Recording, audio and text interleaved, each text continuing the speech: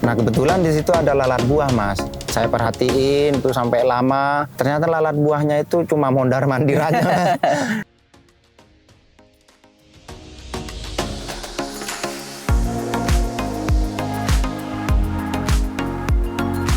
Menyempatkan waktu untuk membuat video sebagai konten kreator juga. Itu awal mulanya kok bisa buat channel YouTube dan lain sebagainya, itu gimana ceritanya mas? Ya karena saya pribadi itu pengen juga berbagi pengalaman gitu mas. Saya nggak berbagi ilmu karena saya juga belum yang terlalu senior. Jadi saya hanya berbagi pengalaman sesuai pengalaman saya pribadi ya untuk mengedukasi petani-petani pemula gitu mas.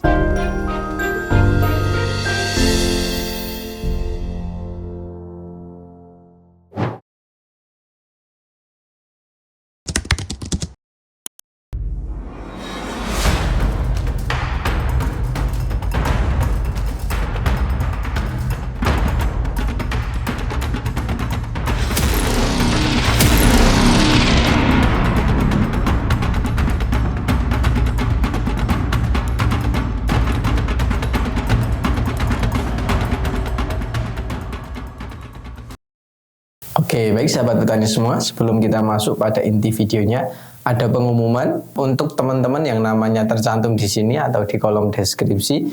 Itu adalah pemenang giveaway video yang kemarin, dan silahkan untuk teman-teman yang kami tetapkan sebagai pemenang, silahkan menghubungi kontak admin yang telah kami sediakan. Dan untuk teman-teman yang belum beruntung, silahkan coba lagi. Caranya sangat mudah, teman-teman tinggal meninggalkan komentar di kolom komentar sini seputar pengalamannya mengikuti Mitra Bertani, bisa berupa pengalaman, kritik, atau saran demi kemajuan Mitra Bertani di masa mendatang.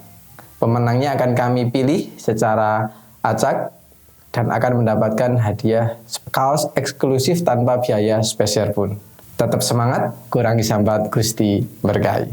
Oke, baik sahabat petani semua, kembali lagi di channel Mitra Bertani TV, masih bersama Mas Arifin, pemilik channel Gibran Arifin, yang sebelumnya sudah kita wawancara tentang pahit manisnya di dunia pertanian, kemudian sejarah kenapa beliau bisa bertani, kemudian di awalnya ternyata tidak semanis yang dibayangkan, justru malah bikin sakit dan bikin jatuh, dan alhamdulillah beliau tidak kapok sehingga bisa terus berlanjut sampai saat ini. Kemudian beliau juga menyempatkan waktu untuk membuat video-video untuk menyimpan kenangan yang pernah beliau lalui untuk nanti bisa diceritakan ke anak cucu. Ya, kemudian video ini kita akan membahas terkait kiat sukses budidaya tanaman cabai merah besar di lahan milik Mas Gibran ini yang sudah panen kelima kali. Kemudian kalau usianya sekitar 130-an mas. 130-an hari setelah tanam. Ini kondisinya masih sangat aman, padahal harusnya di lahan ini untuk serangan kuning mungkin harusnya parah karena belum tahan virus ya. Kemudian tingkat kelayuan juga mungkin harusnya tinggi karena jarak tanamnya lumayan rapat, kemudian intensitas hujan juga sudah lumayan tinggi. Yang harusnya paling banyak adalah serangan lalat buahnya, karena ini kanan kirinya adalah tanaman pepohonan, kemudian ada buah-buahan juga dekat dengan pemukiman, cabai merah besar juga. Biasanya ini paling disukai oleh lalat buah.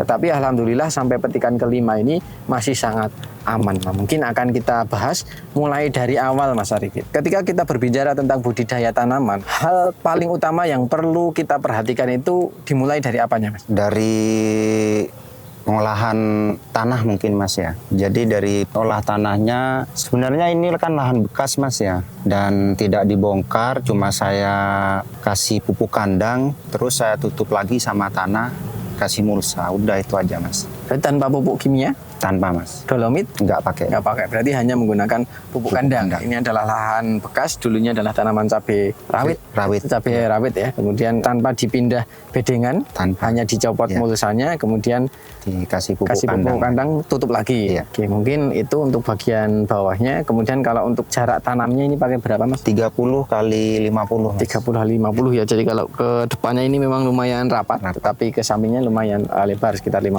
cm. Kemudian varietasnya apa mas? Horizon 97.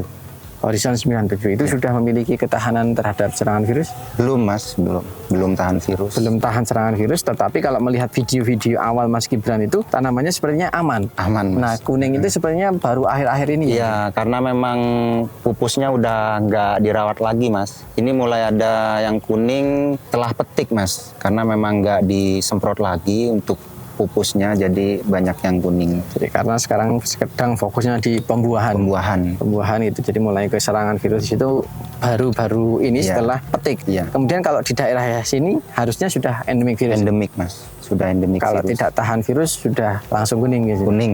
Langsung kuning. Jadi kuning itu juga bisa dipengaruhi oleh faktor perawatan juga berarti ya Mas. Karena benih ini kalau ditanam petani lain juga mungkin sudah ada yang kuning juga. Kuning. Karena juga nggak ada yang berani nanam ini Mas, varietas ini. Cuma saya di sini yang nanam ini. Petani lain itu pernah nanam tidak berhasil atau gimana? Atau kok bisa mereka tidak berani itu alasannya kenapa Mas? Alasannya itu kuning. Soalnya ada ya Mas teman saya yang pernah nanam varietas ini. Itu mungkin 100% Mas kena virus kuning.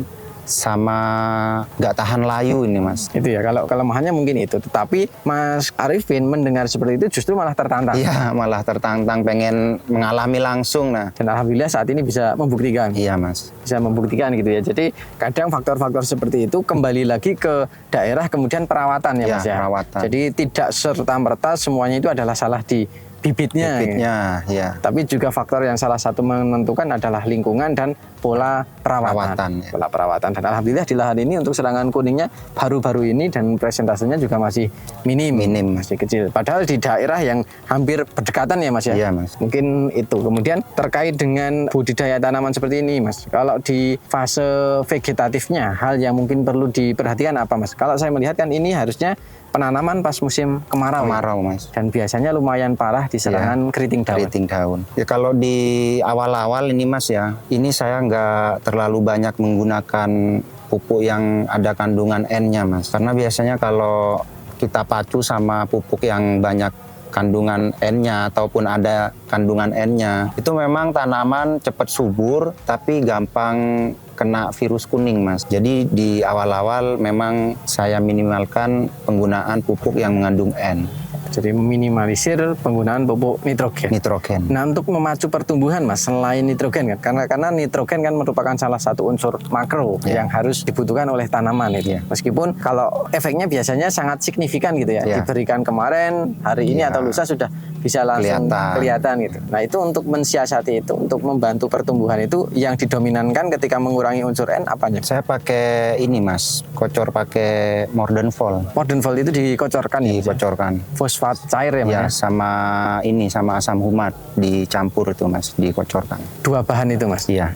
Dua bahan dicampurkan jadi satu. Kalau dikalkulasi itu jatuhnya mahal atau tidak Mas? Murah Mas, jadinya murah. Karena kan kalau pakai pupuk misalnya NPK, nah itu kan kita butuh berapa kilo buat satu drum itu. Nah tapi kalau pakai Mordenfol itu kan hitungannya cuma pakai mili Mas. Kalau satu kemasan yang 500 liter itu mungkin bisa kita pakai 2 sampai 3 kali gitu Mas, 3 kali kocor. Di drum ya Mas? Iya, berarti kalau secara nominal awal belinya kayaknya lebih mahal. Iya. Tapi kalau secara pemakaian jatuhnya malah lebih hemat itu ya. Dan lebih aman. Lebih aman karena kan nggak ada residunya kan Mas. Kalau yang pupuk tabur itu kan ada residu. Kemudian tadi karena menghindari penggunaan pupuk kandungan nitrogen itu juga ya Mas ya. Di modern itu juga karena tidak ada kandungan nitrogen N-nya. Jadi yang difokuskan adalah di fosfatnya ya Mas, dan penggunaan asam humat.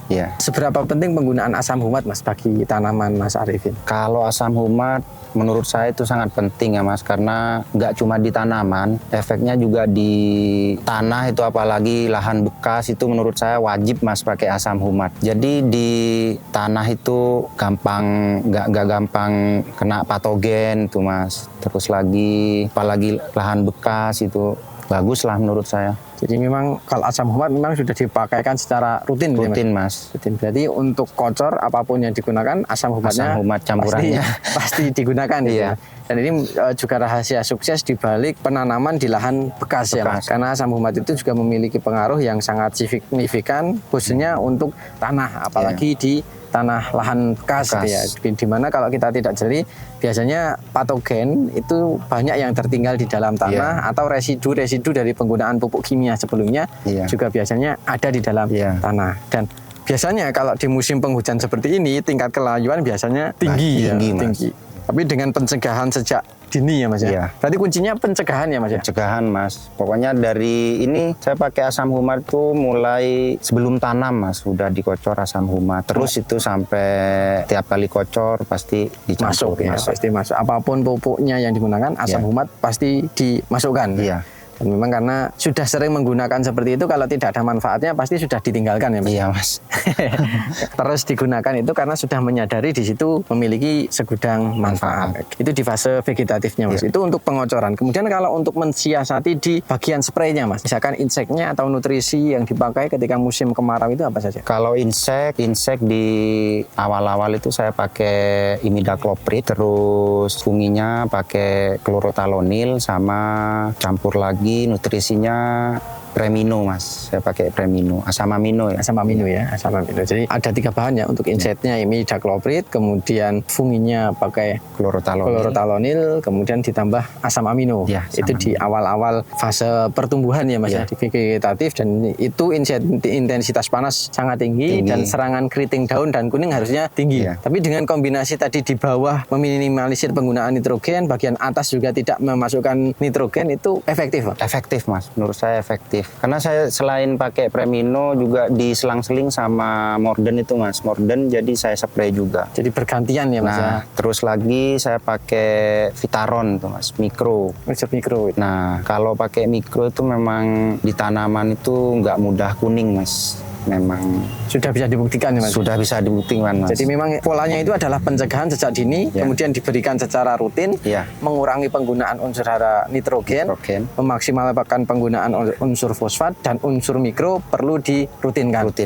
Itu dengan kiat seperti itu, insya Allah serangan virus kuning itu bisa diminimalisir. Mas. Ini bukan omon-omon ya Mas ya? Iya, bisa dibuktikan. Bisa ditonton tuh video-video saya sebelumnya itu, Mas. Di video Mas Arifin ini memang sudah banyak diceritakan gitu ya. Jadi di sini hanya pengulangan untuk teman-teman yang penasaran bisa mampir ke channelnya, karena di situ sudah dijelaskan mulai dari tahapan-tahapannya Mas. Dari awalnya itu, dan kalau melihat saat ini sedang panen itu artinya penanaman kemarin itu pas musim kemarau dan permasalahan utamanya adalah di keriting daun dan virus kuning. Ini full musim kemarau, kalau nggak salah itu sampai usia tanaman sekitar 60 Mas, itu nggak pernah ada hujan sama sekali.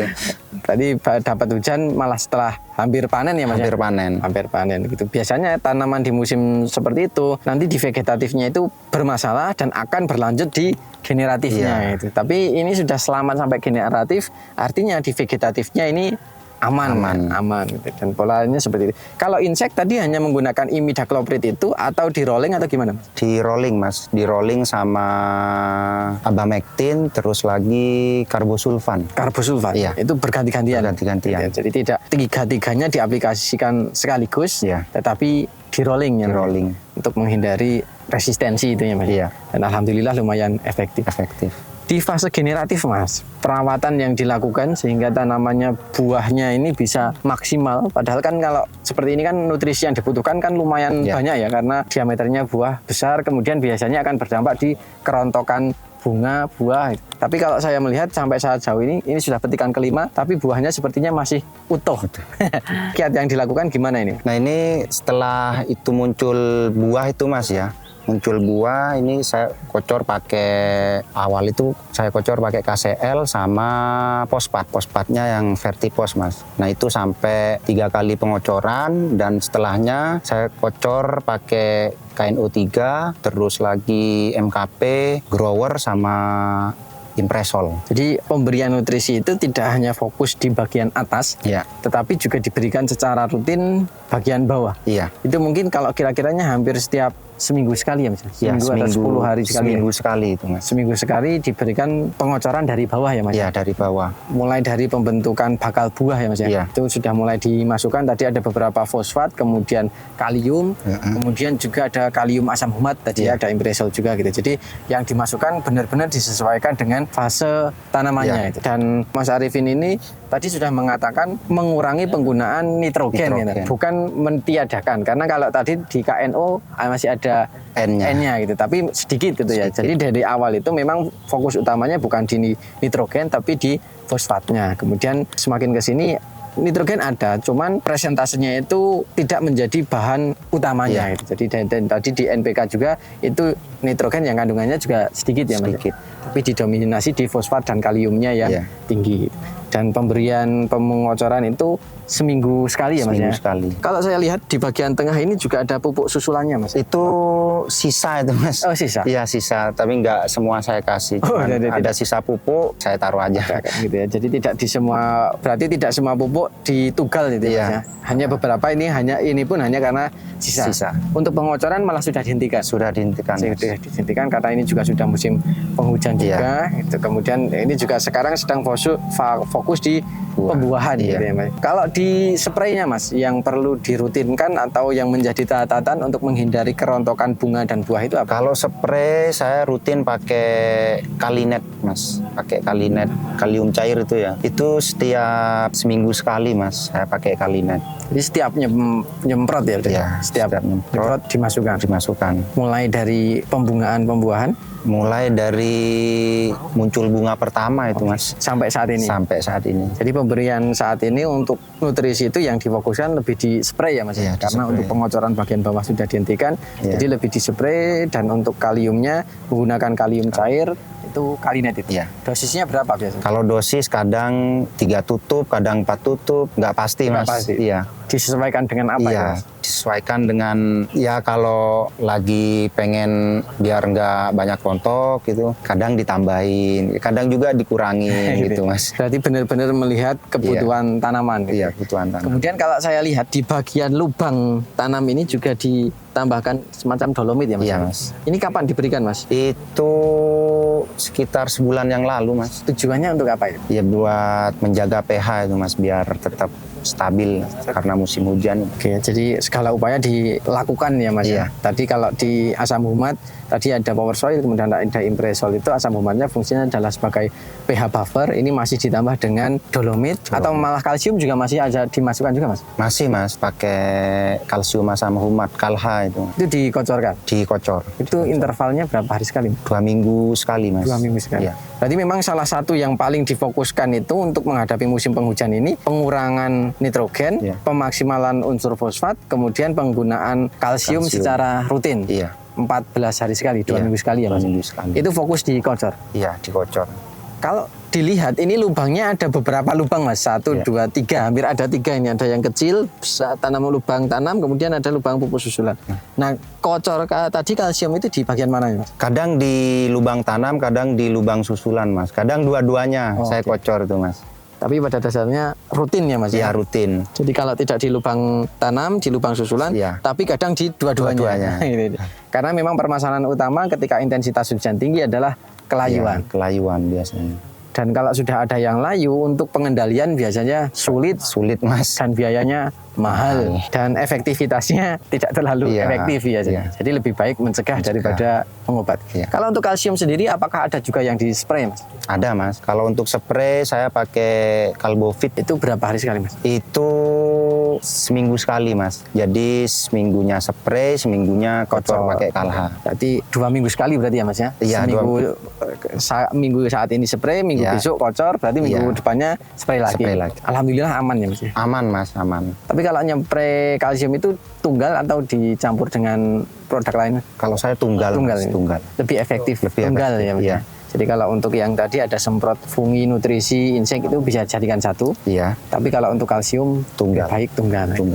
Mungkin itu. Kemudian yang paling menjurus Mas, ini adalah di pengendalian lalat buah. Karena mungkin bukan hanya saya, tapi teman-teman sekitar sini pun juga mungkin akan bertanya-tanya. Karena harusnya di sini itu serangan lalat buahnya harusnya tinggi ya Mas ya. Kok bisa seminimal ini, itu kiat suksesnya gimana Mas? Ini saya mulai nyepray untuk lalat buah itu Mas ya. Mulai terbentuknya buah pertama itu sudah saya rutin spray pakai bahan aktif Triasofos yang saya kombinasikan sama cover WP Mas. Triasofos dan Cover cover. WP. Kalau Triasofos sih mungkin menurut saya masih masuk akal ya, Iya. karena itu adalah insek. Iya. Kemudian korelasinya dengan cover WP ini kan kalau menurut saya kan itu kandungannya adalah silika ya Mas, Iya. kalau tidak salah. Dan itu sebagai mineral pelindung tanaman. Mas Arifin bisa menyimpulkan kombinasi dua bahan itu bisa efektif itu karena apa Mas? Karena kalau cover WP itu kan kandungannya silika Mas ya. Terus saya baca-baca referensi silika itu apa manfaatnya ke tanaman. Ternyata silika itu bisa mengeraskan kulit buah itu Mas, bisa lebih keras. Jadinya kan lalat buah itu agak kesulitan gitu Mas. Menembusnya. Nah, menembusnya. Itu saya baca referensinya dari situ. Terus coba diaplikasikan, ternyata kok ada benarnya ya. Iya. Dan itu juga masuk akal ya, karena karakter dari silika itu kan melindungi lapisan tanaman ya Mas. Jadi lapisan tadi Mas Arifin mengatakan lebih tebal, mungkin juga lebih keras, Iya. sehingga kurang disukai oleh lalat buah gitu. Iya. Jadi kalau untuk masuk itu mungkin agak sedikit kesusahan, repot, daripada repot dia mending pindah ke tempat lain. Soalnya saya pernah ini Mas ya, ini saya kan pernah ya duduk capek kan, karena capek jadi duduk ngeliatin buah-buah cabai itu. Nah kebetulan di situ ada lalat buah Mas. Saya perhatiin tuh sampai lama, ternyata lalat buahnya itu cuma mondar-mandir aja. Bahkan udah mau nusuk itu nggak jadi, keliling lagi mau nusuk nggak jadi lagi. Itu Mas Arifin benar-benar melakukan, tidak sengaja melakukan pengamatan ya Mas? Iya Mas. Karena sambil istirahat melihat kok ada lalat buah sudah menghampiri buahnya, tapi cuma mondar-mandir, nggak berani masuk. Iya. Mungkin nggak ada orangnya di rumah, jadi dia permisi pergi lagi itu ya Mas ya. Jadi tadi ya pengalaman dari Mas Arifin ini juga mungkin bisa diterapkan atau bisa dicoba oleh sahabat petani semua. Sekali lagi video ini bukan menggurui, tapi memang murni cerita pengalaman. Dan memang harusnya di lahan ini serangan lalat buah menurut saya harusnya tinggi, karena ini tanaman salak, sana tanaman salak, belakangnya tanaman salak juga. Kemudian dekat dengan pemukiman. Nah ini biasanya serangan lalat buah sangat tinggi, apalagi di buah cabai merah besar ya Mas ya. Ini sampai tetangga-tetangga itu pada nanya Mas, wah kok berani nanam gitu, harusnya lalat buahnya kan banyak. Tapi mana nggak ada lalat buahnya. Bilang gitu Mas. Alhamdulillah ya, ini sudah petik sampai ke 5 ya Mas, masih aman itu. Biasanya memang permasalahan utamanya adalah di lalat buah. Nah mungkin ada benaran juga kita melapisi lapisan kita, karena tadi bukan hanya cover WP ya, karena kan tadi kalsium juga mungkin ada potensinya untuk mengeraskan jaringan. Kalium itu juga ada manfaatnya di situ. Jadi memang fokus untuk pembuahannya itu memang di Mas Arifin ini sudah lumayan fokus gitu loh. Sehingga hama itu mungkin minder gitu. Harusnya lalat, bukan cuma lalat buah ya, tapi ulat pun juga harusnya banyak ya Mas ya. Harusnya banyak juga, tetapi alhamdulillah sampai sejauh ini masih aman terkendali. Dan ini sudah menjawab tantangan ya atau mitos yang beredar di daerah masyarakat sini ya Mas ya. Karena orang sudah takut untuk menanam jenis seperti ini. Apalagi di dekat-dekat tanaman buah-buahan itu banyak takut Mas. Itu karena itu juga yang ngomong juga petani-petani senior, petani cabai yang sudah senior. Dan memang saya datang ke sini pun juga asumsinya seperti itu. Tetapi alhamdulillah sampai sejauh ini masih sangat aman. Mungkin tadi ada kombinasi antara insektisida kemudian dengan mineral pelindung tanaman. Ini Mas, mungkin terakhir Mas. Saat ini kan sedang banyak yang mempermasalahkan terkait dengan harga ya Mas ya. Yang katanya harga cabai itu tidak pedas, malah manis. Manis. Tapi sepertinya Mas Arifin ini tenang-tenang saja, nggak terlalu panik atau tidak sampai dibabat, tidak dicabut. Itu gimana Mas kiatnya? Ya karena kita nanam cabai itu Mas ya, ibaratnya kita makan di warung Mas. Jadi misalnya kita makan di warung itu, misalnya makan pecel gitu Mas, itu nambah gorengan nggak, nambah minuman. Nah kalau saya ini nggak nambah gorengan sama minuman Mas, jadi cuma pokoknya aja. Jadi meskipun harga murah, ini saya tetap dapat Mas, karena biayanya ya bisa dikatakan irit lah Mas. Jadi memang yang ditekan adalah biaya pengeluarannya ya Mas ya. Jadi di harga sekarang 10.000 Mas. Nah, kemarin pernah di 7.000 atau berapa? Pernah di 6.000 Mas. Dan itu tetap masih dapat ya Mas? Masih dapat Mas. Masih dapat itu ya. Jadi memang yang perlu kita perhatikan adalah biaya pengeluarannya kita tekan seminimal mungkin. Gitu. Insya Allah ketika biaya pengeluaran minim, kemudian hasilnya bisa kita maksimalkan, insya Allah tetap dapat. Hanya kuncinya adalah di rasa syukur kita itu gimana. Iya. Kadang kalau kurang syukur kan kemarin mungkin pernah 30.000, 40.000. Coba kalau panennya di harga segitu kan sudah dapat ini.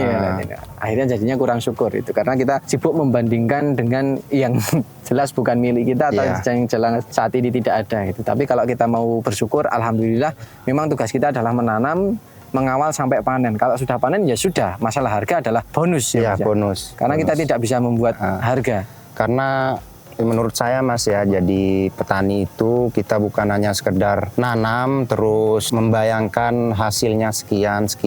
Intinya kita harus hobi dulu di tanaman itu Mas. Cintai dulu ya. Cintai dulu tanaman. Kalau sudah cinta, apapun akan dilakukan dan pahit manis ya itu memang sudah konsekuensinya ya. Konsekuensinya. Jadi bukan petani karbitan lah.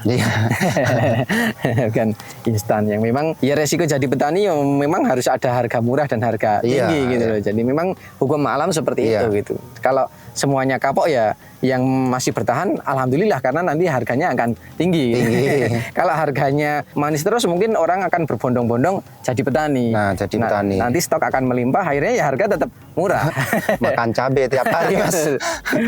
Mungkin itu sahabat petani semua yang bisa kami sampaikan pada kesempatan kali ini. Sebelum saya akhiri saya akan menyimpulkan apa yang telah kita bahas pada kesempatan kali ini. Ini adalah lahan milik Mas Arifin yang merupakan lahan bekas dan tidak dilakukan pindah lahan, pindah bedengan. Jadi ini hanya dilepas mulsanya, kemudian ditambahkan pupuk kandang, kemudian ditutup tanpa penambahan pupuk kimia. Kemudian untuk sistem tanam yang digunakan ini 2 lajur dengan jarak tanam sekitar 30 kali 50 cm. Kemudian varietas yang digunakan ini adalah Horizon 97. Kemudian dilakukan rempel habis, hanya menyisakan 1 batang utama ya Mas. Kemudian untuk perawatan yang dilakukan karena ini bertepatan dengan musim kemarau, malah full musim kemarau, fase vegetatifnya, kuncinya dari beliau karena itu adalah tantangannya adalah virus kuning dan keriting daun, maka yang perlu diantisipasi sejak dini adalah penggunaan inseknya. Beliau di rolling ya Mas ya, antara imidacloprid, kemudian abamectin, kemudian karbosulfan.